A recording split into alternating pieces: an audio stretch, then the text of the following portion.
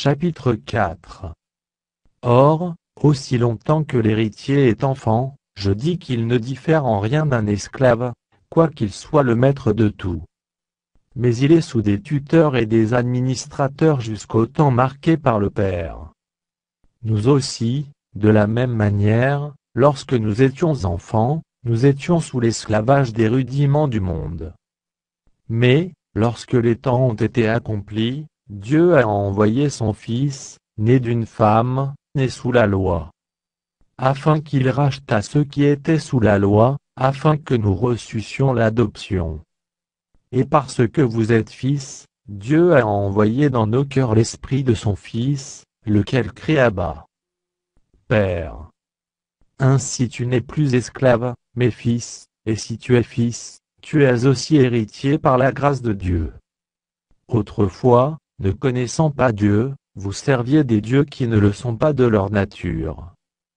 Mais à présent que vous avez connu Dieu, ou plutôt que vous avez été connus de Dieu, comment retournez-vous à ces faibles et pauvres rudiments, auxquels de nouveau vous voulez vous asservir encore? Vous observez les jours, les mois, les temps et les années. Je crains d'avoir inutilement travaillé pour vous. Soyez comme moi, car moi aussi je suis comme vous. Frères, je vous en supplie. Vous ne m'avez fait aucun tort. Vous savez que ce fut à cause d'une infirmité de la chair que je vous ai pour la première fois annoncé l'Évangile. Et mis à l'épreuve par ma chair, vous n'avez témoigné ni mépris ni dégoût, vous m'avez, au contraire, reçu comme un ange de Dieu, comme Jésus-Christ. Où donc est l'expression de votre bonheur? Car je vous atteste que, si cela eût été possible, vous vous seriez arraché les yeux pour me les donner. Suis-je devenu votre ennemi en vous disant la vérité? Le zèle qu'ils ont pour vous n'est pas pur, mais ils veulent vous détacher de nous, afin que vous soyez zélés pour eux. Il est beau d'avoir du zèle pour ce qui est bien et en tout temps, et non pas seulement quand je suis présent parmi vous. Mes enfants, pour qui j'éprouve de nouveau les douleurs de l'enfantement, jusqu'à ce que Christ soit formé en vous. Je voudrais être maintenant auprès de vous, et changer de langage, car je suis dans l'inquiétude à votre sujet. Dites-moi, vous qui voulez être sous la loi, n'entendez-vous point la loi? Car il est écrit qu'Abraham eut 2 fils, un de la femme esclave, et un de la femme libre. Mais celui de l'esclave naquit selon la chair, et celui de la femme libre, naquit en vertu de la promesse. Ces choses sont allégoriques, car ces femmes sont 2 alliances.